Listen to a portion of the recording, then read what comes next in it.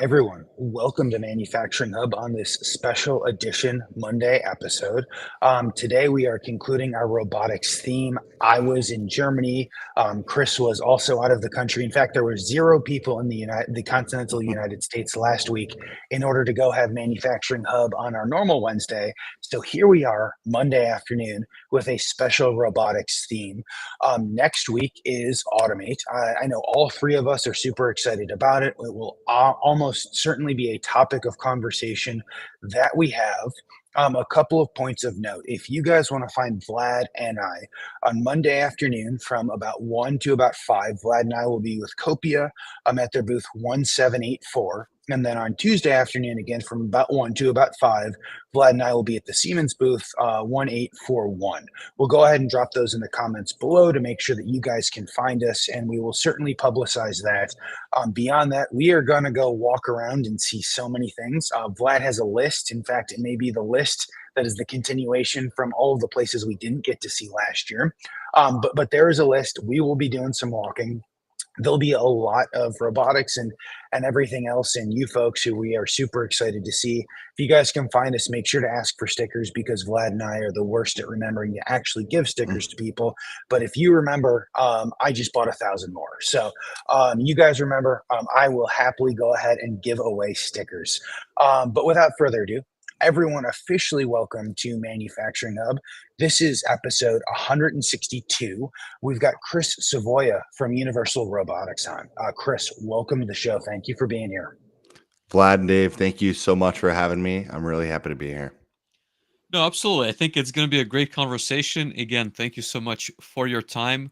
To get us started, maybe could you give us a bit of your background? How did you get into manufacturing and industrial automation, and ultimately what led you to your role at Universal Robotics? Sure. Yeah.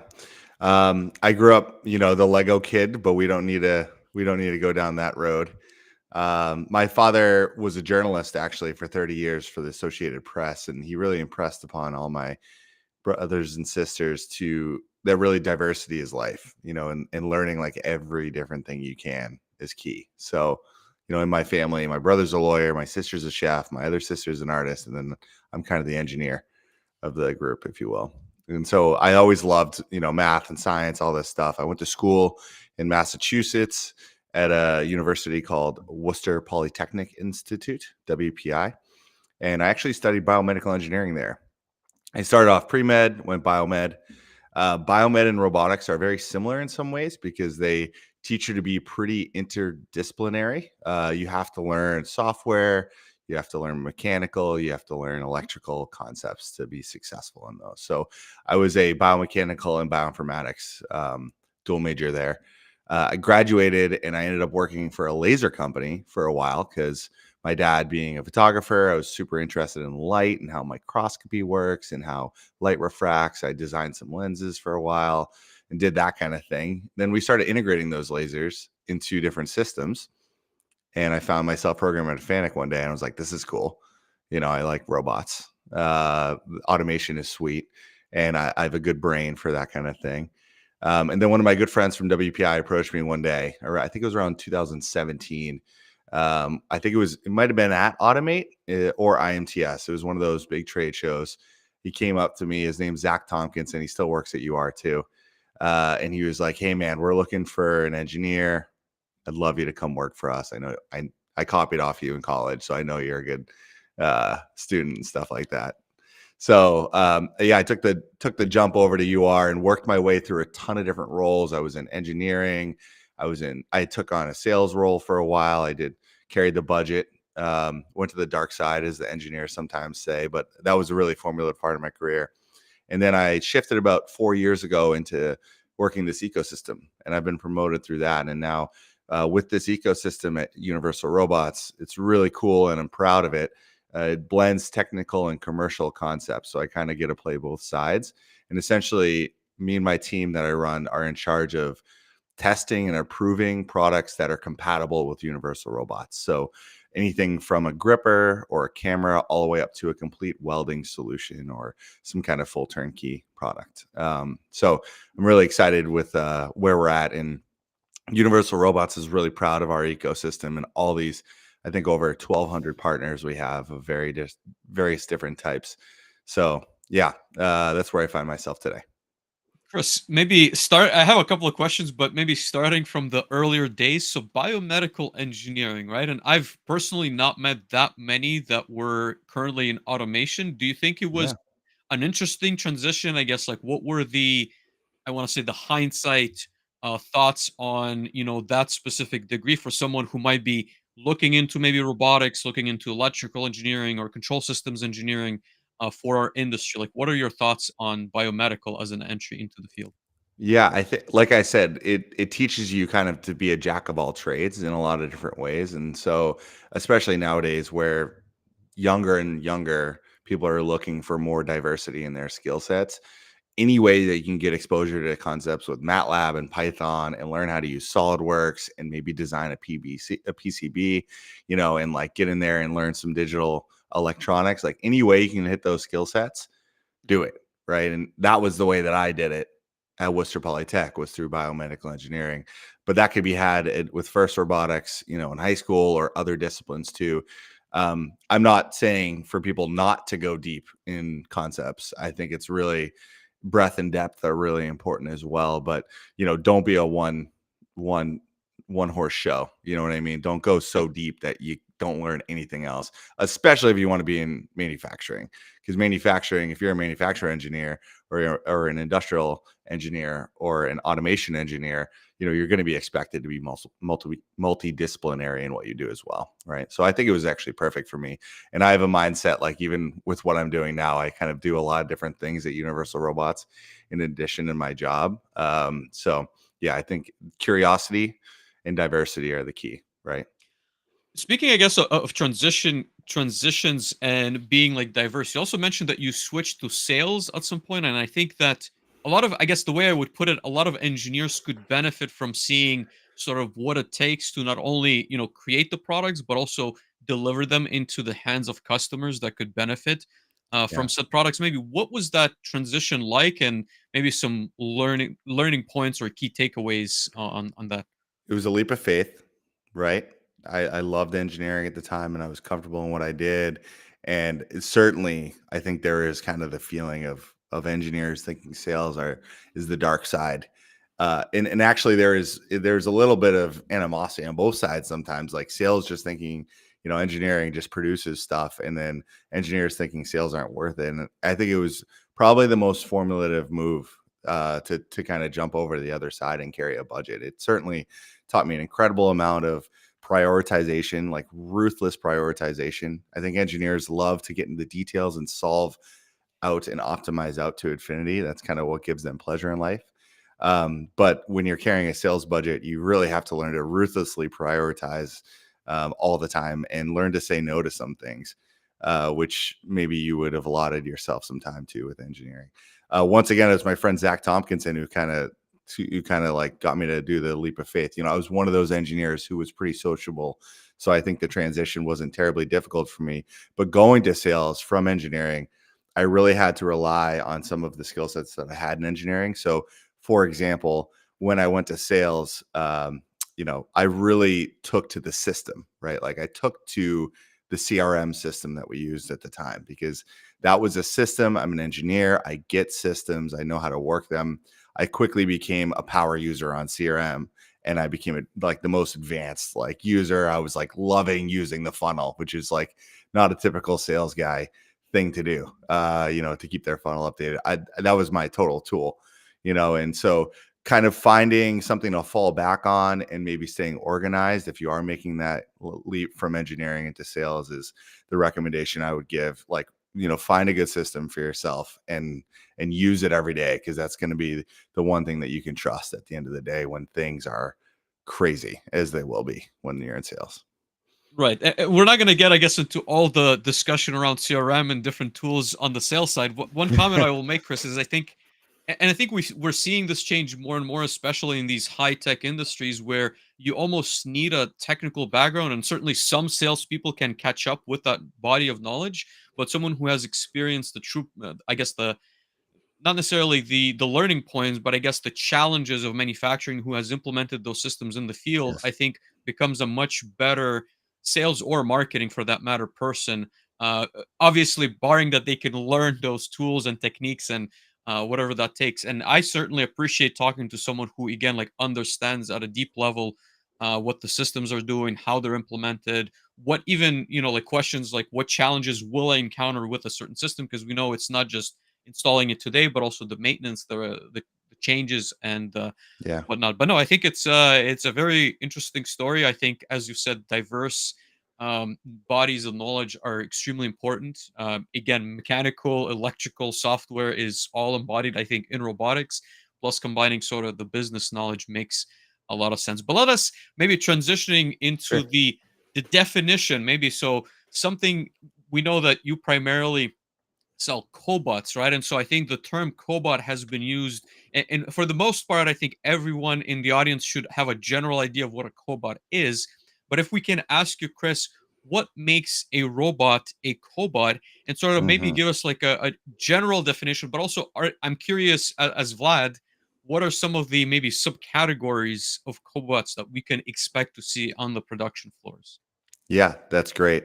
We're going to go back to 2005, a short history lesson, because if you know Universal Robots, you may have heard this before, but just for posterity, 2005, Espen Ostergaard and two other of the founders of Universal Robots in a lab in Southern Denmark University came up with the idea of a cobot. They initially conceptualized it around automating a pizza shop. And they thought, okay, what do you need to do? You need to be able to handle diverse inputs. You need to be able to make a lot of different pizzas. You need to be able to work around people. So you need to be safe, right? So they kind of took these concepts. Oh, and then you needed to be able to be flexible and change over kind of quickly in case you need different things going on. And that was kind of the idealistic thing, but really the product that came out of it was an arm.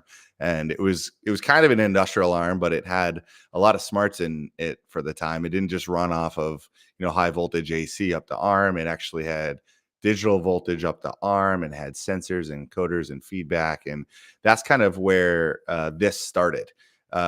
So Universal Robots and Rethink Robotics, I'll give them some credit as well, RIP. At the time, they kind of were the two progenitors of cobots. Very different styles mechanically, how they approached it, but kind of the same concepts. So collaborative robot at the time was one which was kind of smarts in the arm that allowed it to sense its environment. And they were, by definition, according to the ISO standards, which came out about eight years later, they were called power and force limiting robots, which means that, if it hits you, it generally stops. You can adjust the force a little bit and change it around. So that was the idea of the cobot, collaborative robot, right? Was people kind of made it synonymous with this idea of being sensitive and hitting and being able to stop and adjust its force thresholds. We took it a little bit farther. We think collaborative is a multifaceted word. So it's not just about being able to stop when it hits something, but it's actually about being able to lower the barrier to entry and democratize automation a little bit so that people who don't need advanced engineering degrees or a ton of really specific training to be able to pick up and use a system. It's about lowering the cognitive burden of someone. You still need to know your right-hand rule, but I mean, one day with AI, we would love it. So it's such that you don't even need to know your right-hand rule to be able to program a robot. We're constantly trying to put the cognitive burden on the robot rather than trying to make the human think in terms of the robot, if that makes sense. So that answers the first part of your question, Vlad, I think, about, what is a cobot? It was about safety and still is in some ways, really, but it is about ease of use as well. That's a big part of being collaborative with humans and being easy to use. At Automate, what will you find? I think that you'll find cobots big and small. That's kind of the message, right? So cobots are getting bigger. Like there are large cobots out there that are 20 kilograms and 30 kilogram payloads. There's also really small, very lightweight, low payload cobots. When we think of cobots, we kind of think of this idea of human scale automation. So cobots at the end of the day do roughly the same cycle times as humans. They occupy roughly the same footprint that a human might. Imagine like an NBA player pivoting around 1 foot. That's kind of like the maximum. workspace you're going to see, and they're going to roughly do the same payload that a human would. In the United States, we have a 55-pound OSHA limit for single person lifts, right? And so 30 kilogram payloads kind of get you right around there, right? So I don't think you're going to see cobots being 200 kilograms. I think that they've kind of filled out these applications, large and small. So you'll see that at Automate. You'll also see a lot more cobots with AI. And that is a crazy buzzword, and running the ecosystem at Universal Robots, you would have no idea how many times I hear it in a day.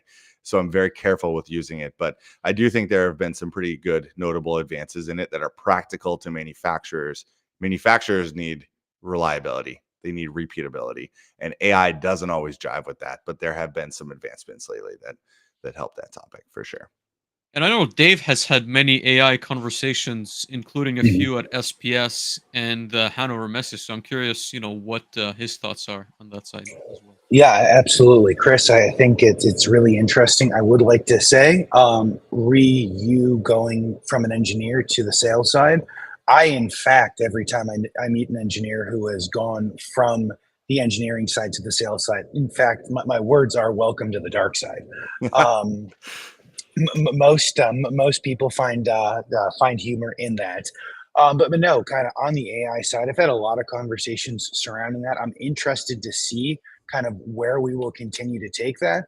I think it's very much kind of as to if it's actually artificial intelligence or if it's something else. It's almost not worth debating at this point. Yeah, but I'm very interested to see kind of the functions of vision cameras and cobots and picking and other applications. I have never been, very good at going and creating vision systems and going and saying kind of yes, no, pass, fail. We've had artists on here before on Manufacturing Hub who are very good at that. And so I personally find kind of these AI type applications being used more so along the lines of how can we easily go implement a bunch of these vision systems with the robotic arms and go pick and make better, faster decisions without having to go find one of, 50 or 500 people in the world who are really good at melding these by hand. Yeah. So for me, I think that the AI applications are interesting, and we'll certainly see a lot more in the next probably 6 months to 2 years. So 6 to 24 months. I think we'll have a much better idea. Nailed it. Yeah, the vision stuff is going to be kind of where it's at. We'll see how large language models pan out. I think things like ChatGPT are going to be useful for helping maybe root cause stuff and do some kind of like higher level communication and troubleshooting with robots. I don't think they're going to be used in tasking right now, because I think that they still hallucinate and manufacturers need reliability there. I think the vision stuff has gotten really good. The problem sometimes is that the data sets in manufacturing aren't exactly open source. Almost everything's proprietary and under NDAs. So it's not like we have a billion pictures of cats like we do, for Google to train, their inferencing on for other types of algorithms. So there's a little bit of a gap there, but I've seen training times come down for all of the partners in our ecosystem that do AI. It used to be 8 hours of like training the cobot to do something. Now it's like 45 minutes, and it's rapidly approaching 5 minutes, so I think that's really exciting. No, I agree. I think that's super exciting. I want to talk about kind of some applications, right? And so we have cobots, we've got kind of standard robotic arms, if you will, which I think is kind of like those 6-axis robotic arms. But then we've got all of these other types of robots. We've got AMRs, with arms on top. We've got humanoids, which still freak me out. And I saw them in person earlier this month, and honestly, Chris, seeing them in person is worse than seeing them on the computer screen. But like, can we go through and maybe talk about some robotics applications and especially where cobots excel comparative to some of these other groups, and maybe where you guys, as you are, view cobots continuing to excel into the future? Yeah. So, I mean, to that point, AMR stands for Autonomous Mobile Robot. It's kind of like the AGV of past, but it doesn't follow a strict line. It actually can kind of map its environment and move around. So AMR is super interesting as well. Those things run in both small and large, and there's a ton of companies out there doing it. One of which my parent company, Teradyne, also owns. They own a company called Mobile Industrial Robots. It's kind of cool when you take a mobile robot like that, an AMR, and you put a cobot on top. Yeah. We call that, in the standards community list, at least, it's called a mobile manipulator. That's really interesting because now you can really do some flexible stuff, right? You can really start to move that cobot around the manufacturing facility. However, in the past, at least, localizing is different because cobots need things on the scale of like millimeters, and the AMRs do it on scale of inches or something. So you typically need some vision in there to also kind of resolve those differences in accuracy, which just, that's another thing in an already kind of increasingly complex system. So I really like the idea of mobile manipulators. I think that they're going to be really exciting. I think that's something that'll maybe like really polish up in the next 5 years and be super cool.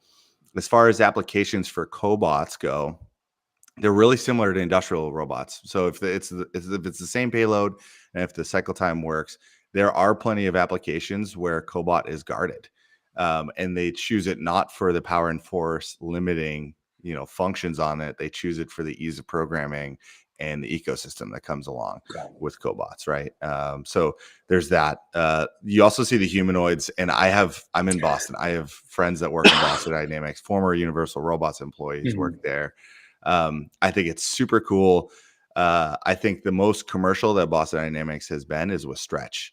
And Stretch is a very practical, very specific application of unloading trucks. I think humanoid stuff is super exciting. And I saw the A3 is now launching a humanoid conference. Super cool. But, it's going to take a while. And this is something I try and resolve with my friends and families. Like, they think of Atlas as robots, right, for applications. And I think really it's more arms and mobile robots and maybe some specific things like Stretch, which are 95% of robots being sold today, So as far as applications go, more specifically, we love anything in manufacturing. Like I said, human scale, but really we kind of focus on 3 things, and there's a ton of other ones that work as well.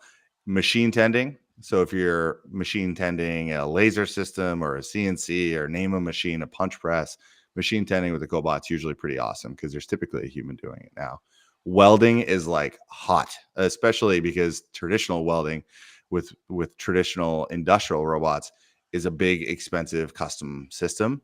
But we kind of are seeing these cart-based solutions come out, and that's perfect for the job shops. There's one up the street in my hometown for me that's using a cobot now, and they literally rolled it out of the cart, and the welders are using it directly. So getting rid of that translation layer of like an automation engineer having to program it is really cool when a welder who's pretty blue collar, rough and tumble, smoking cigarettes out back can pick up a teach pennant and program a robot. I love that, and then palletizing is huge as well. You wouldn't believe how many people are palletizing in the back of Costco's and things like that, stacking, Coke cases and things like that.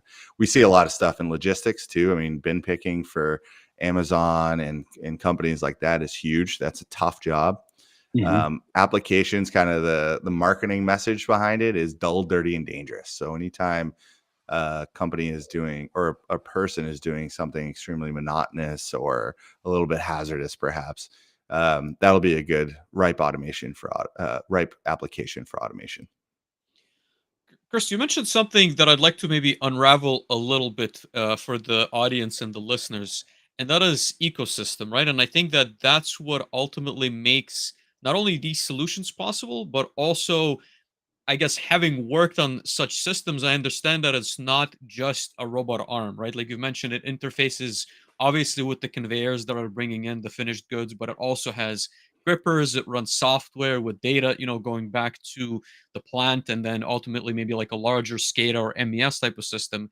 And I think that like ecosystems are what make all of that possible, but also easier, as we discussed, for the end user. And I think that, and again, that's just my opinion, I think that not enough OEMs are putting that forward. So maybe I would like to get your thoughts on how you guys see an ecosystem, but also how did that, like evolve? What benefits maybe you've seen as a result of an ecosystem, and maybe where do you see it sort of growing into the future?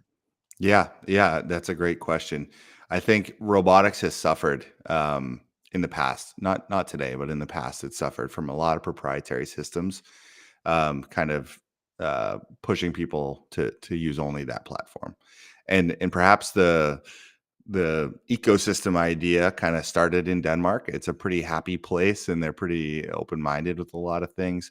And so when Esben architected the UR, he built it on a Linux operating system. That's a good start, right? Using something like that. And then they give you access to it through these things called UR caps. So these deliverables, there's a software development kit you can write apps for, kind of Android-esque, if you will, for the robot. And if you even go even deeper, we publish everything on our support site. You can literally go on and find just about everything besides our proprietary controller code that's running in the background. You can see every script function, all that stuff, without needing to call anyone or be gated or anything like that. So it's extremely open source-esque, and it's extremely friendly for research and other kind of education things. So I think that's kind of how you start with something like the ecosystem. It's a little bit of, if you build it, they will come. Give them a good platform, give developers a good platform, and they will nerd out and create cool things for you, right? So that's a little bit how it started. And, getting any ecosystem started takes a lot of legwork. 2016, when we first started, we were very happy to have partners like Robotique and OnRobot, who were also these up and coming kind of trend breaking companies doing end effectors and new types of software for collaborative robots. They really kind of pushed quickly into the ecosystem. And then a lot of traditional automation companies ended up following suit. People who had been established for a long time, and they were so used to selling through integrators, they created these incredibly complex technical products that required a ton of training. And now you kind of see this trend where, because we've broken the integrator model in some ways, it's not exclusively through integration that you do every robot application. There are applications that do not need integrators, and there's still a lot of applications that do need good integrators. But less and less we see more of these kind of discrete, one at a time incremental automation. Yep. And so if you have a gripper manufacturer, a German gripper manufacturer, a German, company that was so used to making these very specific, very technical products that were only used by integrators who were, really good engineers, all these companies are starting to rethink this stuff, and they're starting to make their products easy to use. They're starting to consider, well, what if we did sell directly to the customer being, a business or a company looking to automate in this case. And so you kind of see this trend. The ecosystem goes beyond even what's just available on UR, but it's even more of an ethos throughout the industry of people just like taking into account the needs of the end user a little bit more than they used to. And I think that's really cool, so you kind of just got to ride the wave as it comes. Do you see, I guess, customers contributing also to the ecosystem, or how does it work? I guess from a, if I want to submit an application, I understand obviously if I purchase a robot, I have access to the SDK and I can write my own, let's say, application as, let's say, Vlad's wrapper. But can I submit Yeah. that application to the ecosystem, get, I Yeah. don't know, approved, tested by UR, and then Some I don't of know, our do I? coolest partners in the ecosystem were customers first. And they were, maybe sole proprietors, smaller, larger companies, whatever. But they were like, oh, wow, I've done this for myself and I've lived the pain of doing this. And I created this cool UR cap, and let me try and sell this to other people. And there's actually like more than a few. I think our first case study around that was 2018, where it was like, oh, a customer became an integrator. Then they decided to productize that integration, and now they're in the ecosystem with the UR cap, So we've seen that time and time again. It actually happens a lot. That's one of the best ways to enter the ecosystem. The other way is being a company that makes products and kind of, wants to make them easier to use. So it's a super, super cool story when people do that. And as far as how do you get into it, it is similar to Android in that way too.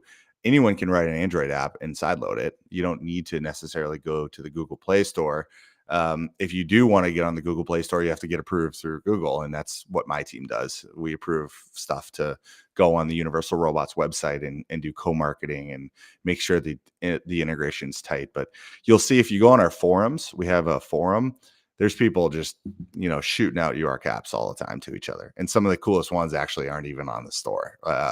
Like at least one of them, there's a really cool one where you can monitor field bus inputs and stuff like that. And it's just from, I think, a guy in Japan, maybe, or kind of a random, customer or something just built that, and he's just passionate about it. So there's a ton of like open source sharing in that regard. Well, I guess those are kind of download at your own risk, right? Until they are Yeah. approved and in the actual like marketplace. Yeah. So, Yeah. but no, that's super interesting. And again, I definitely subscribe to the entire open architecture paradigm, which I think is slightly different, than full open source, because I think to Yes. some extent Exactly. you should benefit from the I guess the amount of effort and dollars that were put into the R&D space, because it is very difficult to build a robotics platform, right? Man I think years. Yeah. We're talking yes, hundreds of man years. Yeah. absolutely. So I don't necessarily fully subscribe to everything from A to Z should be open source, but I think open architecture makes a lot more sense in the industrial space. And again, I think that's a whole other like debate that Yeah. we don't necessarily want to have. But I really like I the will fact I that will say quickly, yeah, documentation is key for everything in an open architecture. So one of the things that my team looks for if we're gonna publish something, like 9 times out of 10, it's the documentation will hold up the launch of a URCAP on the ecosystem, not the actual product itself. The product might pass, but we're really looking for the out of box experience and the plug and play stuff. And so if you don't have an installation manual or a user manual, we're not going to launch you. That's one of the things that holds people up. So just to your point, Vlad, I totally agree. And documentation is key on those open architectures. let me ask you, I guess, one last question before I pass the mic to Dave. So, in terms of what can the users find in this marketplace if they haven't seen it yet? Is that pure software? Is there hardware as well? Because I know there's a lot of like third party vendors that develop obviously hardware and sort of mechanical pieces for you. Are so what can they find maybe within this ecosystem, and what is possible, and how does it even work? Is it licenses that they purchase for the software? Is it kits that they can order? You know what I mean? Like just to expand a little bit on Yeah. the process. Yeah. I think of two kind of entry points. You're either looking for a turnkey solution, and you're kind of like looking to just solve your automation problem. You're just a business owner, you're looking to ID what's the price point at which I can do this thing to solve my issue.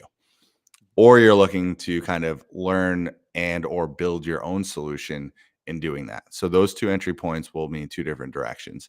So if you're if you're looking for a solution, you go in and look for solutions. And those are turnkey solutions, and they should be able to give you a final list price, which includes the robot, the grippers, the software, the integration, the delivery, and all of that stuff, right? So if you're looking for a solution, they're labeled solution, right? It's very clear. It'll be like a palletizing solution or a welding solution or like a Haas VF2 CNC mill solution, right? Like very specific kind of things, right? The other half of it is you're an engineer who's looking to solve a piece of the puzzle that you've already ideated on, or the application doesn't fall into those simple kind of categories. It's something different, which happens all the time because manufacturing is a complex business. In that case, you're looking for a component or an application kit. Components can be hardware or software or both. So they can be a gripper with a UR cap that helps you quickly program it. They can be a camera with a UR cap that helps you quickly set up a subnet and make sure that things are communicating and that the calibration is happening between the two things. They could be an app kit where there's some subset of combination of components and kind of get you closer to the problem.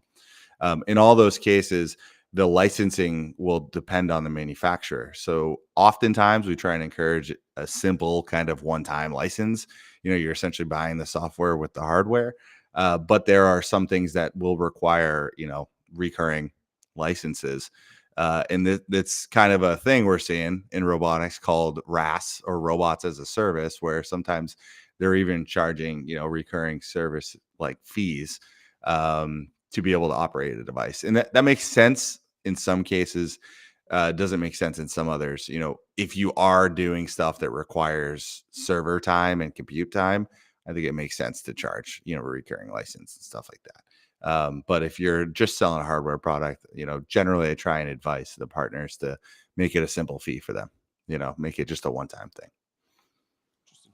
Dave? Absolutely. I would say that, Chris, kind of to that point, I think most people prefer the perpetual license where we buy it once and then we own it. I think lots of developers prefer the alternative of being able to have some of that reoccurring revenue. I think there's a debate for both sides. I will tell you, I'm not sure that Vlad and I have ever had a more contentious in the comments conversation than when we posited the idea and had a conversation about robots as a service Yeah, last year, right? We do not have to get into that, but last year we had a very contentious conversation. I think it's interesting. As I want to go back to one of your points about the ecosystem. sure. So in order to go make it onto the marketplace, you guys as the ecosystem team go through all of these caps, go through all of these documentations, and go through the process of saying, yes, this makes sense, this works. I think that is a gargantuan task. Like just sitting here thinking about all of the work it must take you guys to do, because it's not just saying, oh yes, you have created this UR cap, and oh yes, you have a document that is more than 10 but less than 300 pages long. I imagine it's going through and actually checking to make sure it works. So I think Yeah, that is very interesting. But in order to build an ecosystem, I feel like it's very important that people have to say, if I'm going to go spend $5 or $50,000 or $200,000 or whatever these systems look like, I know it's going to work. Can you kind of talk about? Truff talks about it. I will Yeah. say, we've done over 400 of them now. Wow. So we've launched and approved, over 400 products. That's a lot, right? That is a lot. The engineers on my team, the business development people on my team, we all work very, very hard. But all of us really love what we do. And I think that value of kind of like giving back to the company is super cool. It's also something somehow different in between sales and application engineering or something like that. It's something kind of Absolutely. unique because you really get to, it's almost the only time that you get to be taken into another company and treated like really amiably. Yeah. Like they take you in almost as one of their own. Like you're really providing a value added service to them in a lot of ways. Mhm. Whereas like in a lot of times, if you come in as a salesperson, sometimes it's a little antagonistic, sometimes it's a little challenger kind of stuff, right? So it's really great to be in the partnership stuff. I will also give massive credit to the leadership at Universal Robots and to Teradyne for investing in an ecosystem, because Mhm. especially in the beginning, it's not always profitable. You know, like my team is overhead sometimes, right? And so there is absolutely some cost to investing in that kind of stuff. And you don't necessarily see the benefits of it for a little Mhm. bit until that ecosystem hits critical mass. There's a great book out there called The Platform Revolution, which Mhm. talks about ecosystems and stuff. It talks about it in a B2C context, and it very much kind of references the Ubers, Airbnbs, Facebooks. It's a little bit of if you build it, they will come. Mhm. But the ecosystem is all around getting this critical mass. And once you get a critical mass, it's really great. But it is a ton of work, and a lot of people fail before they get there. Yeah. Absolutely. I think it's a lot of work and it's a lot of capital investment and human investment to get to the point Yes. of, and you probably have to have 5 or 10 or 50 of these kind of solutions before people start actually coming to buy them. Yeah. I'm not sure I would be the first person to say yes to it, but when you've got more than 400 of these on, and you can go call up 10 people then it makes more sense, right? And I guess can you talk about it? I feel like we've talked about it from the integrator, from the builder perspective. What is the feedback that you get on ecosystems from the end user perspective of maybe we're coming to buy our first robot, or maybe we're coming to buy a solution because we don't have the internal capability or we don't want to pay for custom development? What is kind of the feedback you get from those groups? Yeah, I mean, I think maybe the best point can be made there is that a lot of these customers end up doing it themselves. Like they end up building in ecosystem, right? Like they end up contributing to the ecosystem. So that's kind of a really good testament to it. So maybe they went through it, they used a gripper from the Mhm. ecosystem, to do a CNC machine tending thing. But then they realized they still needed the machine interface, and they were doing this IO wrangling, and it was a lot of work. Maybe they can figure out a way to do it a little bit better. Then they contribute to the ecosystem. So I think that's kind of a testament, is that they see that it does work with certain things. They identify a new niche where it might be valuable to add something new, and then they go for it as well. And so it's really interesting to see all these kind of people attacking these niches that you never would have even thought were things. The ingenuity of people, it's really amazing. If you give them a good stable platform, what they can innovate on with that. I will make the comment because we had a very interesting conversation with Aaron also, who talked to us about, wrangling some of the standards in robotics, but also Mm, I guess the emergence, if I would call it that, of very different or edge applications in very different verticals utilizing robotics, right? Because we all know that a lot more, well, I guess like a lot more investments have gone into as a result of sort of like the humanoids, but I think there's still a ton of opportunities for robotic arms, and so people are yeah, trying them in all kinds of different places. So an ecosystem is extremely important because ultimately, again, going back to the earlier points of the conversation, I don't think you can always be an expert in all those domains.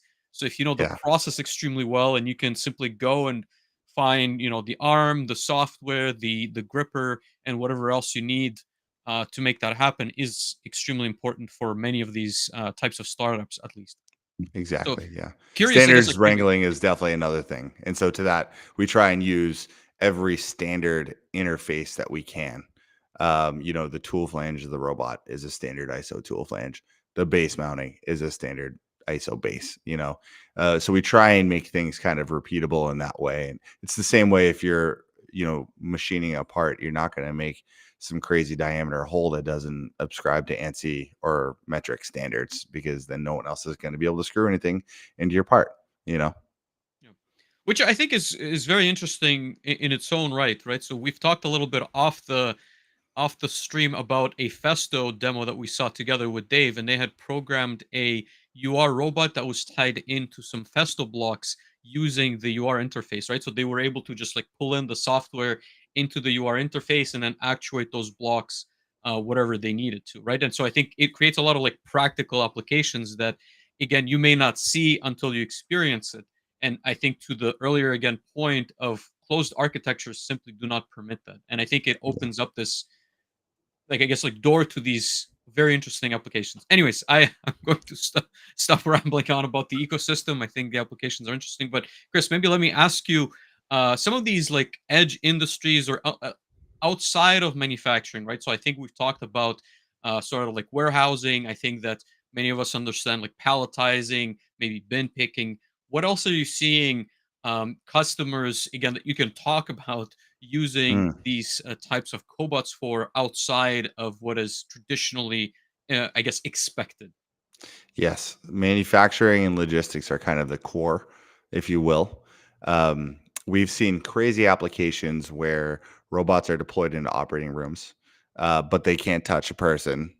If you want to be FDA compliant, God, don't go down that road. We've seen crazy applications where, they're tending a coffee making machine. There's a really cool company based out of Seattle, Washington called Artly. And they're dropping little kiosks all over the country with two UR3Es brewing cappuccinos on it. And there's an app. It's really cool. The things that I'm really excited about are, at some point, we're going to hit that inflection curve for structured applications to become unstructured. And I think if you can really deploy stuff in unstructured environments, you open up the door to both agriculture and construction industries. And I think both of those are like prime for automation. If you've ever tried to build anything, it's laborious. And if you get on a job site, the seaport in Boston is blowing up like crazy. It's like all these skyscrapers are going up. It's also extremely unstructured and everything is unique, right? And so it's really difficult to automate. But I think that there will be an inflection point where it makes sense. We're seeing applications in specific places that are working really well. Um, I think it's Hitachi. Don't quote me on that, but there's definitely a large manufacturer of power tools who's using a UR to do overhead drilling. So if you're in a building and you're, assembling the girders ahead of, like, above you, essentially for the floor above you, it blows out your rotator cuffs and your shoulder really quickly if you're, a human trying to do that stuff. And so they've created a really cool one with this AMR with a robot on it that will localize and just run it up in there. So those kind of applications for drilling where you can kind of preset and predefine a local structure and environment, I think, are really interesting. And agriculture, we've seen proof of concepts for a lot of like strawberry and tomato picking, because those are laborious jobs, and it's a total, the workers in those markets are are migrant workers a lot of times. Sometimes they're getting taken advantage of, frankly, and so it's not necessarily the best working conditions for humans to be doing. Very unstructured though, and you need to be very careful when you're handling produce to not damage them. So the requirements are very tough as well. I'm excited for those in the future. I wouldn't place if I was a venture capital and I had a ton of money, I would place bets on it. But I think there's some real work to be done there before it pans out. Chris, the important question to follow up maybe on that: are there any successful pizzerias that use robotics? I know that many startups are trying, and I think restaurants as well. Are there It's any funny? known Full examples? circle, Esben Ostergaard invested in one. So I think you can go to Esben's website and probably find, the companies that he's invested in, and find out the name. It's a European company that's making pizzas with robots. Yeah. Interesting. Interesting. I will try my best to put all those links in the Yeah. comments for those who are listening to us, maybe not watching this And live. Vlad, I'm sorry I wasn't prepared. I can try and find you some videos and just send them to you on LinkedIn if you want to put them out to your network of some of Sure. the stuff I've talked about. Yeah, and I think it's Absolutely. very interesting, right? Like these edge cases, I think, are sometimes what drives the industry. And if people can solve like the very difficult part of that application, I think the entire robotics industry just like takes another step. So I think it's certainly very interesting. Dave, Totally. go ahead. Absolutely. I will say all of our listeners will know it's a good conversation that we're having when Vlad and I are like wrestling over here as to who gets to ask the next question. And so, Chris, thank you for this. I will say we've got a bunch of people live. If you guys have not been here before, we love to have fun on the live show. If you guys have questions for Chris or questions about UR that Chris can answer, that we can ask Chris and Chris can answer, please go ahead and drop them in the comments. We'll go ahead and pull them in live. If you guys have thoughts or questions afterwards, we will absolutely make sure to go ahead and tag Chris in there. Now, And Chris, I've shout got out to my dog in the background Yes. who's being extremely cute right now. I actually saw your dog and was thinking about saying that, but I didn't want to crack the fifth wall of the dog That's okay. in shot.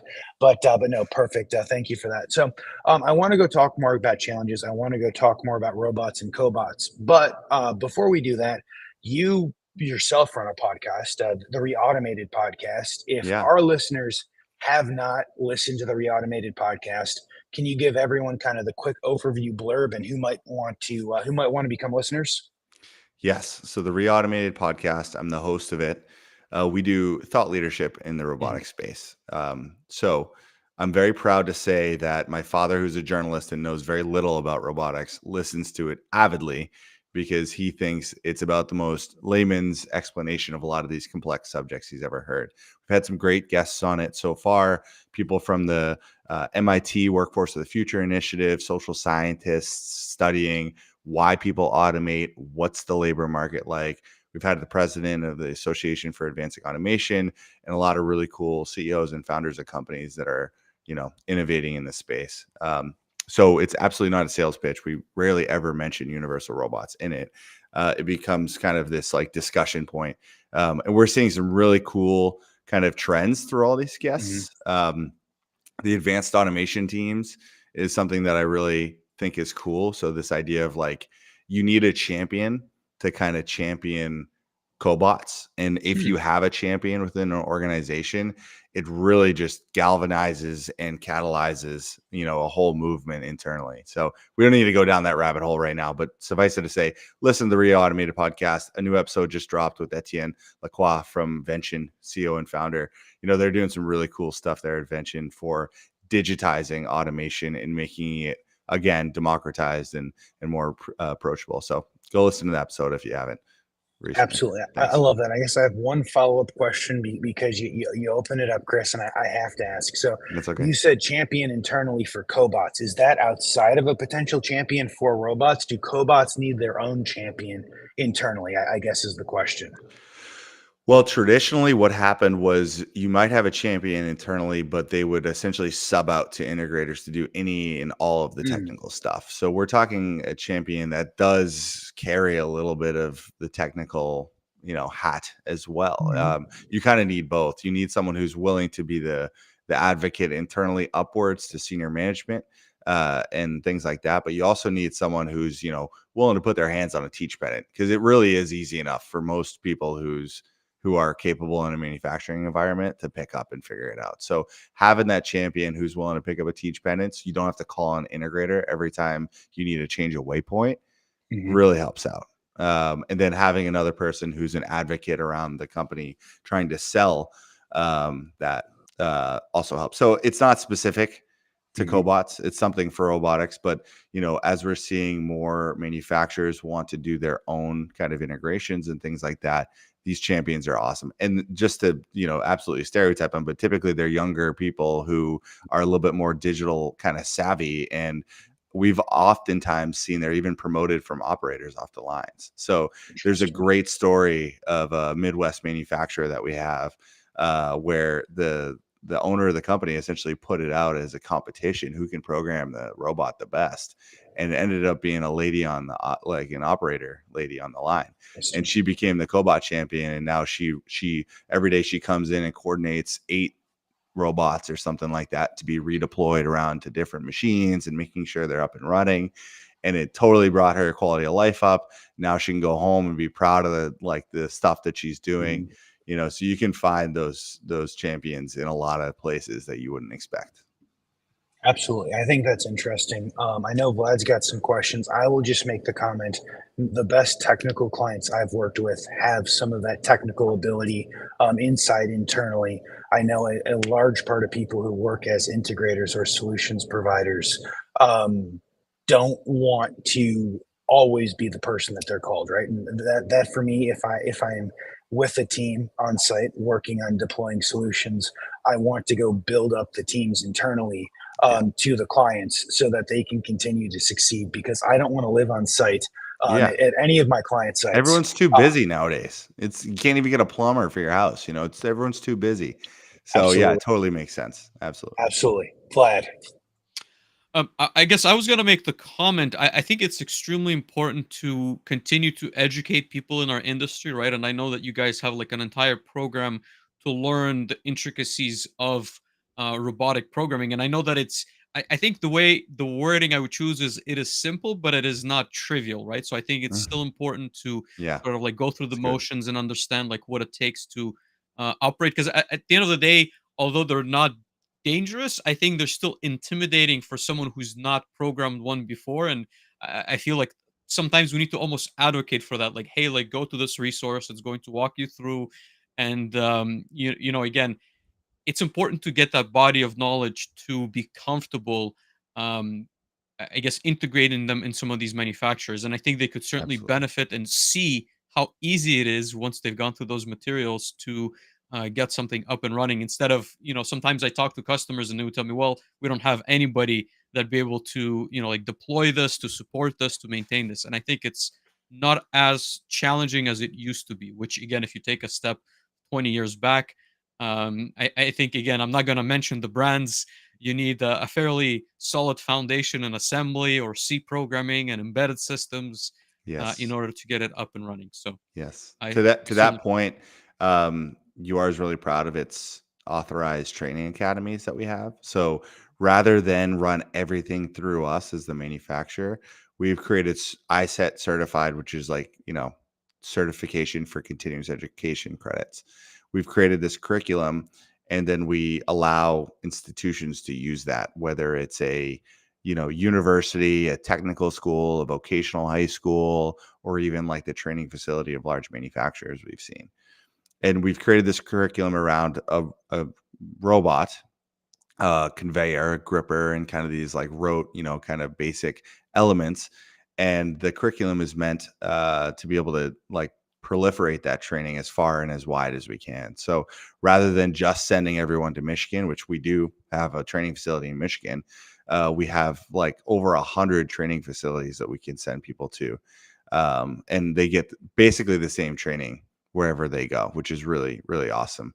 And it helps, as you said, to spread that knowledge, because we see it's that champion, if you can get that champion in for a training, even if it's a core training, it's the only one they ever make, they're going to do so much better. It's just, it's just the way humans work, especially in the digital age. You got to put your hands on it and spend the time. if you're pulled in a million different ways and you have your dog in your background the whole time while you're trying to study, you just can't get as deep as you want to. Absolutely. Like I said, I certainly appreciate that. Chris, if I want to follow up with a slightly different topic, right? So we talked a little bit about different technologies. I think we've mentioned AI. We've talked a little bit about machine vision paired with robotics.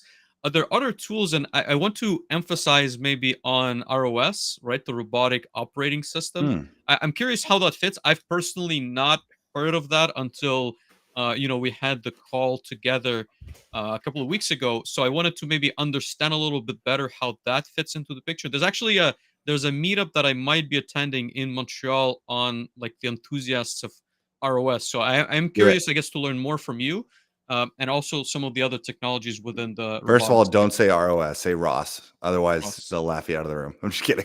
But yeah, ROS stands for Robot Operating System, which is a total misnomer because it's not an operating system. It's a middleware that runs on Linux.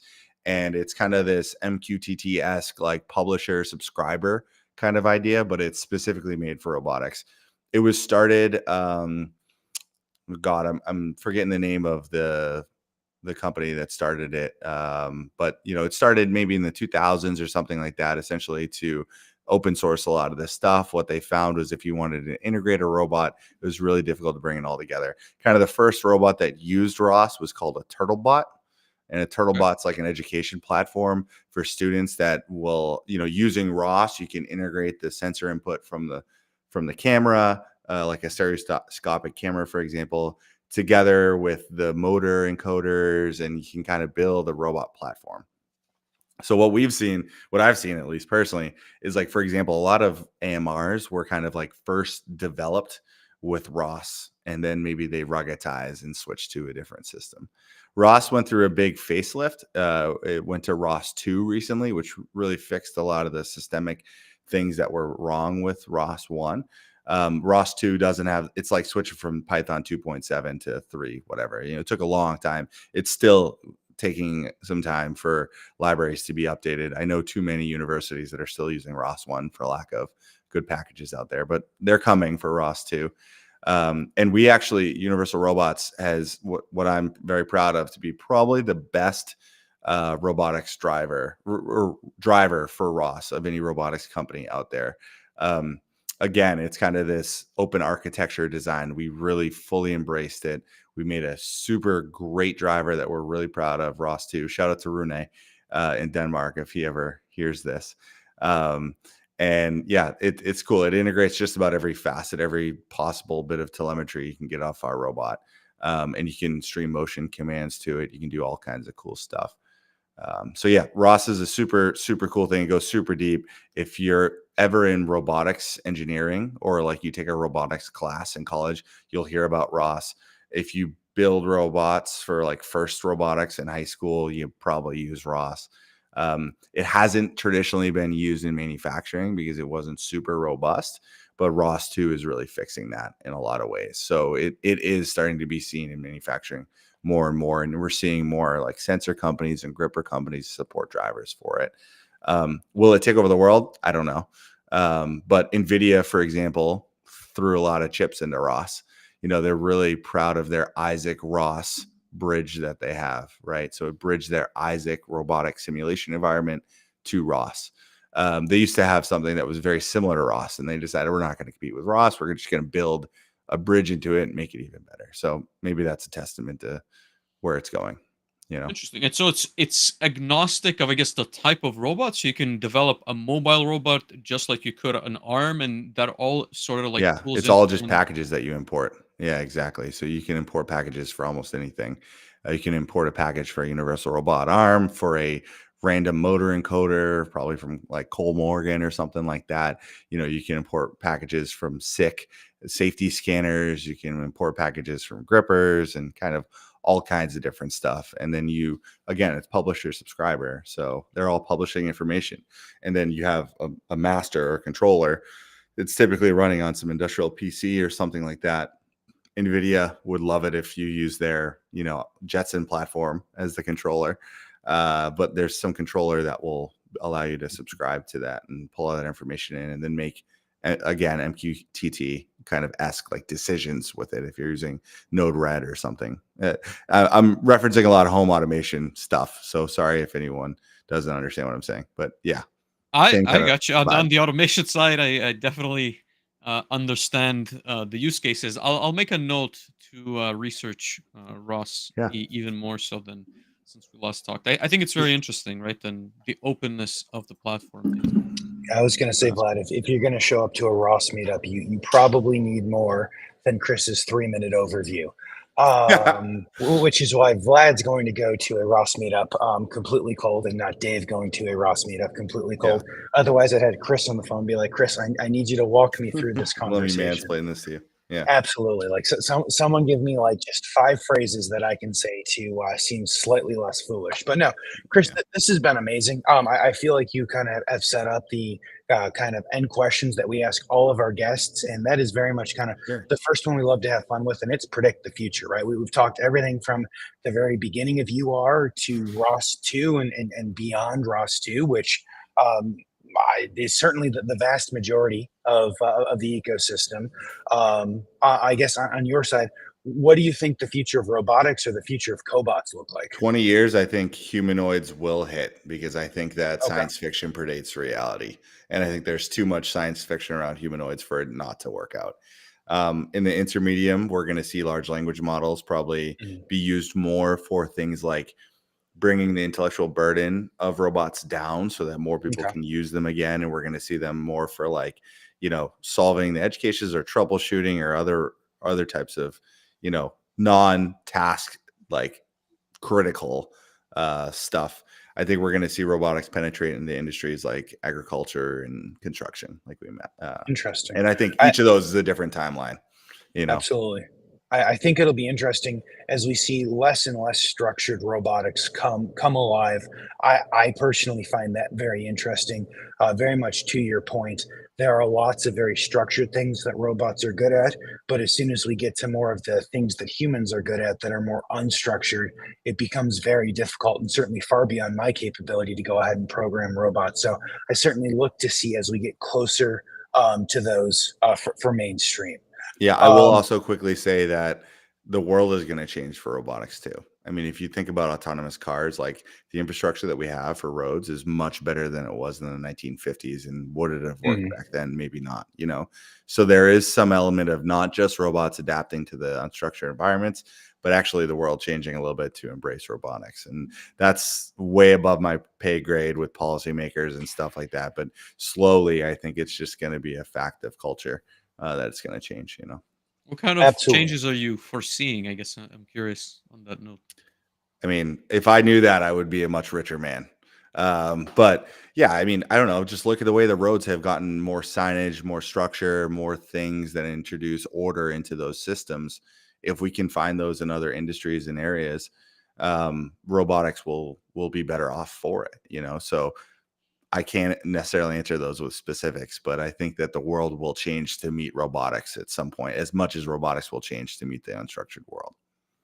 Fair point. Interesting. I love that. Chris, next question I'd like to ask you is for some career advice. So perhaps if someone is early to mid-career or looking to kind of get into the forefront of this next robotics wave, what is the best career advice you have for them? Diversity. Like I said earlier, be really passionate about the different things that you want to learn. You're your own best advocate too. When performance reviews happens, go for it. Like you are going to be the only person that really values yourself as much as they need to. And if you're switching jobs, seriously consider the opportunity cost of switching jobs. So like, don't just take a new job for the same salary. If you're going to get a new job, you need to get an incremental pay raise. That's whatever the equation is. Everyone has their rule of thumbs, but like you need to take into the opportunity cost that you go to some place and you hate it compared to where you currently are. Right. And so you need to be compensated for that potential grass is not always greener kind of vibe. So those are 3 quick career advices. Yeah. I love that, especially if you go to a place, make sure you're compensated for it. I feel like that is not something that lots of people talk about. I have gone to work for places and know people who've gone to work for places that the grass certainly wasn't greener on the other side. And I know But if some you're getting people, paid 50% more, the grass can be not greener. And you yes, can that's still like a, but you have to weigh that equation is not the same for everyone, right? Absolutely. I agree with that. And I think that is a very good point. Next, I want to ask you for some book recommendations. And I know you said you're a book reader, and I'm both excited and mildly scared as to what the recommendations are going to be in the direction you're going to take I'm a us. sleeper book reader. I go through periods of not reading books, and then I just finished my 15th Dune book, right? So I read the 15. Dune. I read Oh Dune, and man. then I read all of the Dunes. I Okay. can't help it. The Platform Revolution is super cool. Crossing the Chasm. Those are 2 great book recommendations. But if you are a science fiction guy like I am Mhm. in my spare time, go read the prequel to the Dune series called The Butlerian Jihad. And it's Okay. all about 10,000 years before Dune takes place. Why are there no robots in Dune? They're spacefaring, crazy advanced Yeah. civilization, but there's absolutely no robots, and everything's done through these evolved humans.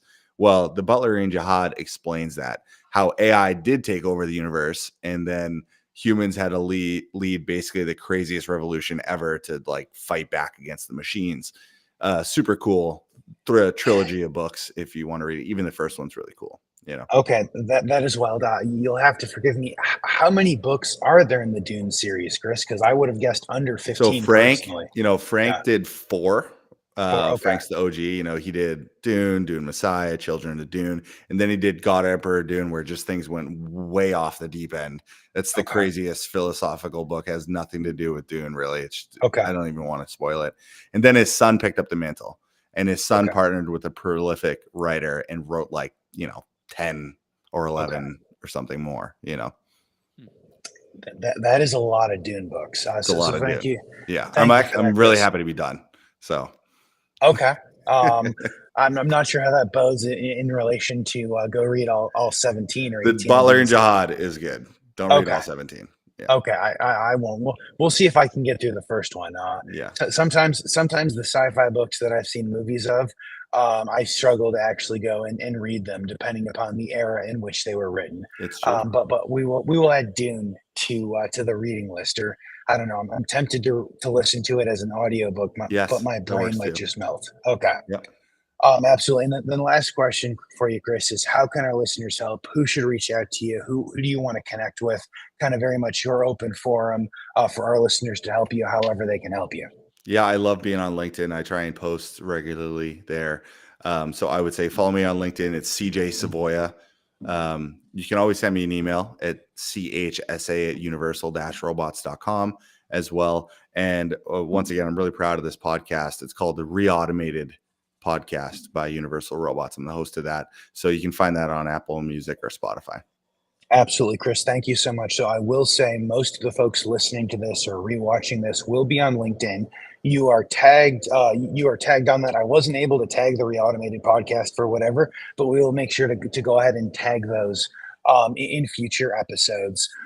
Beyond that, super fun week, super fun 2 weeks coming up. So if you guys are in Boston, like Chris, are you going to the Robotics Summit next I Expo, am. Chris? I'll be there Wednesday and Perfect. Thursday. Yes. Perfect. You and half of everyone, Vlad and I know, will be there this week, so Cool. that should be super fun.